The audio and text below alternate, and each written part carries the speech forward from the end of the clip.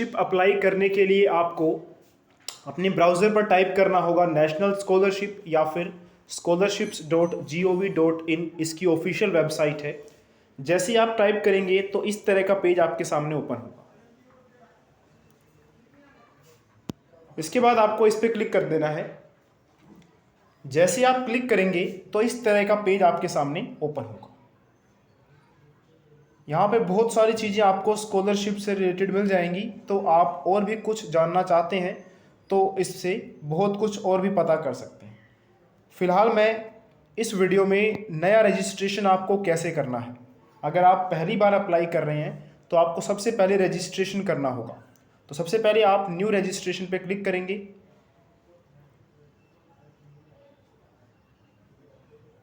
उसके बाद देखिए कुछ गाइडलाइंस दी गई हैं, वो आप पढ़ सकते हैं।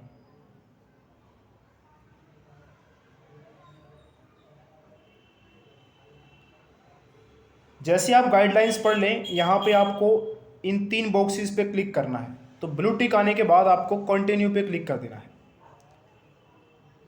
उसके बाद देखिए आपसे कुछ चीज़ें पूछी जाएंगी जो कि बिल्कुल बेसिक हैं, सिंपल हैं। सबसे पहले स्टेट ऑफ डोमिसाइल, तो आपके सामने ऑप्शंस आ जाएंगे। स्टेट ऑफ डोमिसाइल में आपको वो स्टेट भरना है जहां आपका परमानेंट एड्रेस है। जैसे मान लीजिए मेरा एड्रेस चंडीगढ़ है तो मैं चंडीगढ़ भर दूंगा। उसके बाद स्कॉलरशिप कौन सी वाली लेना चाहते हैं, प्री मैट्रिक या पोस्ट मैट्रिक। प्री मैट्रिक का मतलब फर्स्ट क्लास से लेके 10th क्लास तक, और पोस्ट मैट्रिक का मतलब है 11th 12th या फिर कॉलेज लेवल या फिर पोस्ट ग्रेजुएशन या ग्रेजुएशन, किसी भी 10th क्लास के बाद वाली क्लास के लिए आपको पोस्ट मैट्रिक या टॉप क्लास या MCM सिलेक्ट करना है। तो अभी मैं क्लास 11 या फिर ग्रेजुएशन के लिए अप्लाई करने जा रहा हूं, तो मैं पोस्ट मैट्रिक या टॉप क्लास या MCM वाले पे सिलेक्ट करूंगा। उसके बाद नेम ऑफ द स्टूडेंट, तो नेम ऑफ द स्टूडेंट आपको वही भरना है जो आपकी क्लास 10 की मार्कशीट में है, अगर आप पोस्ट मैट्रिक टॉप क्लास या MCM स्कॉलरशिप के लिए अप्लाई कर रहे हैं। उसके बाद choose your option, scholarship scheme पे आपको चूज़ कर लेना है। यहाँ पे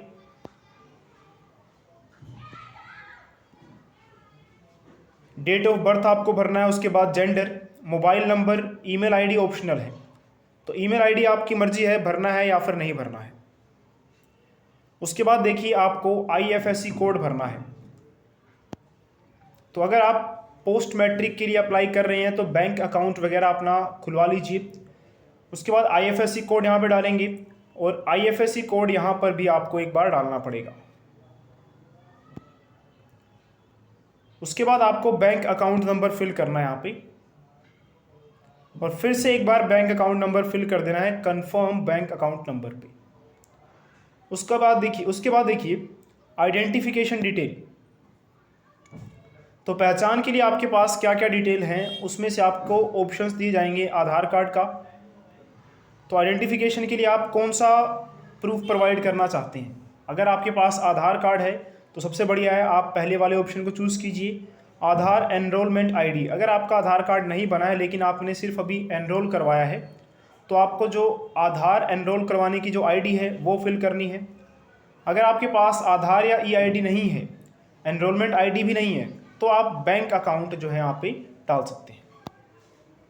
अब देखिए अगर मैं आधार पे क्लिक करूँगा तो हमें आधार कार्ड जो है फिल करना होगा। रुकिए पहले डेट ऑफ बर्थ भर देते हैं। तो अगर आप आधार कार्ड सिलेक्ट करते हैं आइडेंटिफिकेशन डिटेल के लिए, तो आपको यहाँ पे आधार नंबर भरना पड़ेगा। और अगर आप देखिए आधार कार्ड आपके पास नहीं है तो आप सेकंड ऑप्शन चूज़ कर सकते हैं। अगर आपने आधार कार्ड के लिए अप्लाई किया हुआ है तो आधार एनरोलमेंट आईडी आपने सिलेक्ट किया। उसके बाद फिर आपको यहाँ पे बैंक पासबुक कॉपी जो फर्स्ट पेज है, तो फिर उसका फ़ोटो खींच के आपको स्कैन करके PDF या JPEG फॉर्मेट में, और मैक्सिमम साइज़ आपको 200 KB रखना है। तो यहाँ से चूज़ फाइल करके आप उस फाइल को अपलोड कर देंगे। इन केस अगर आपके पास आधार कार्ड नहीं है तो, अगर आधार कार्ड है तो सबसे बढ़िया आधार कार्ड पे सिलेक्ट करेंगे आप, और यहाँ पे आधार नंबर डाल देंगे और आपका रजिस्ट्रेशन ईजिली हो जाएगा। उसके बाद देखिए यहाँ पे कैप्चा भरना है। कैप्चा कौन सा भरना है? जो यहाँ पे नज़र आ रहा है आपको, वो कैप्चा फिल करना है। तो इसको फिल करने के बाद देखिए आपके पास ये 3 फिर से बॉक्स दिखाई देंगे, इन पे भी आपको टिक करना है, लेकिन आप एक बार रीड कर लेंगे तो आपके लिए अच्छा रहेगा। इसमें बस ये बताया गया है जैसे कि आपका आधार कार्ड नंबर जो है या आधार कार्ड की डिटेल्स हैं वो यूज़ की जाएंगी ताकि आधार रिकॉर्ड्स वगैरह चेक कर सकें। तो ये सब बताया गया, तो आप इसमें आप परमिशन दे रहे हैं कि हाँ हमारे आधार कार्ड की डिटेल्स वगैरह आप यूज़ कर सकते हैं। तो इस पर आप क्लिक कर देंगे एक बार पढ़ने के बाद। उसके बाद आपको इस रजिस्टर पर क्लिक कर देना है।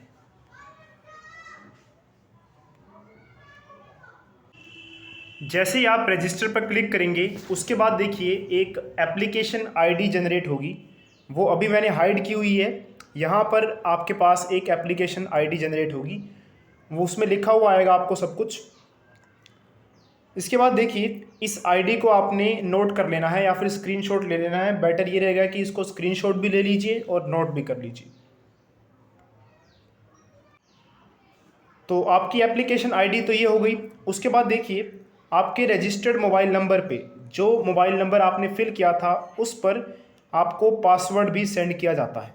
तो वो पासवर्ड लगभग जो हमारा डेट ऑफ बर्थ फिल किया जाता है वही होता है। तो आपको एप्लीकेशन आईडी यहाँ से मिलेगी और आपका पासवर्ड आपका डेट ऑफ बर्थ होगा। इसके बाद देखिए आपको कंटिन्यू पर क्लिक कर देना है।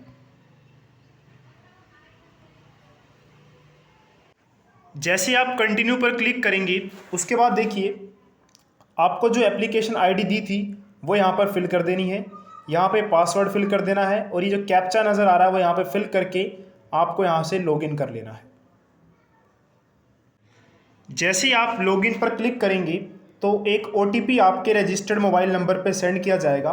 वो ओटीपी आपको यहाँ पे फिल करना है, नीचे जो बॉक्स नज़र आ रहा है उसमें। ओटीपी फिल करने के बाद आपको यहाँ पे कंफर्म ओटीपी का ऑप्शन आएगा। अगर आपके पास ओटीपी नहीं आया है तो आप रीसेंड भी करवा सकते हैं या मोबाइल नंबर चेंज करवाना चाहते हैं तो वो भी करवा सकते हैं। तो अगर ओटीपी आ गया है तो आप कंफर्म ओटीपी पर क्लिक कर देंगे। उसके बाद देखिए आपको ऑप्शन आएगा चेंज पासवर्ड का। तो नया पासवर्ड आपको बनाना है खुद से, और नया पासवर्ड इस तरह से होना चाहिए कि कम से कम उसमें 8 कैरेक्टर्स हों और कम से कम एक अल्फ़ाबेट हो ABCD, और उसमें से कम एक स्पेशल कैरेक्टर भी होना चाहिए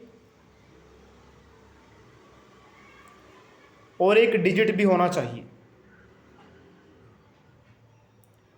और एक स्पेशल कैरेक्टर, डिजिट और अल्फ़ाबेट, तो कुल मिला के कम से कम 8 अक्षर होने चाहिए।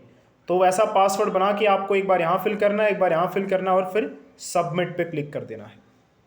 तो आपका नया पासवर्ड बन जाएगा। आपको फिर इस नए पासवर्ड के थ्रू लॉगिन करना है और एप्लीकेशन आईडी वही रहेगी जो मैंने बताई थी शुरू में, जैसे ही आपने रजिस्टर पे क्लिक किया था वो। तो अब आपका रजिस्ट्रेशन हो चुका है। इसके बाद आपको लॉगिन करना है और लॉगिन करने के बाद आपको पूरा का पूरा फॉर्म फिल करना है। फॉर्म फिल करने के बाद डॉक्यूमेंट्स अपलोड करने हैं। अगर आपकी स्कॉलरशिप अमाउंट 50,000 से ज़्यादा है तो जो सेकंड पार्ट है इस फॉर्म का, जिसमें आपको एप्लीकेशन फॉर्म फिल करना है, उस वीडियो का लिंक आपको डिस्क्रिप्शन में मिलेगा। क्योंकि इस वीडियो में बताने से काफ़ी वीडियो लेंथी हो जाएगी, इसलिए उसके लिए मैंने एक सेपरेट वीडियो बनाई हुई है ताकि हर एक चीज़ को डिटेल में डिस्कस किया जा सके। हाँ, एक बात और कि अगर आप मोबाइल से ट्राई करेंगे तो हो सकता है शायद ये फॉर्म ना भरा जाए, तो इसलिए आपको इसके लिए डेस्कटॉप, लैपटॉप इन सब का यूज़ करना पड़ सकता है।